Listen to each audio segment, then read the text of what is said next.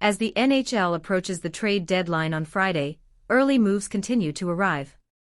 Last week, the Toronto Maple Leafs passed on the opportunity to sign Chris Tanev, a decision I was initially pleased with.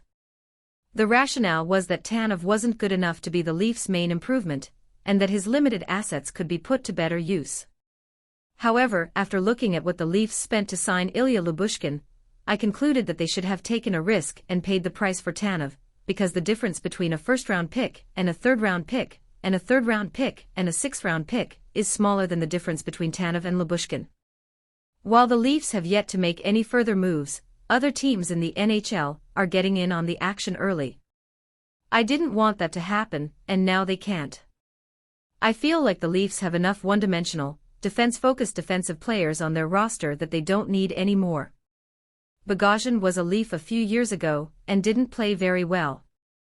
Glad to hear he's staying in Minnesota. The big news of the night is the Vegas Golden Knights trade for Anthony Mantha, also known as Anthony Manthony. Mantha has great numbers this year, and the Knights made a huge trade to get him tonight.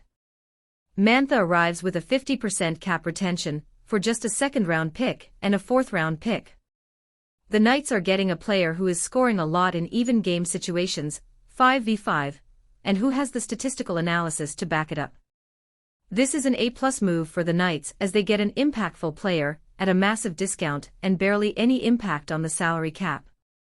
I don't even know how they manage to do this consistently, but they are an incredibly well-run team.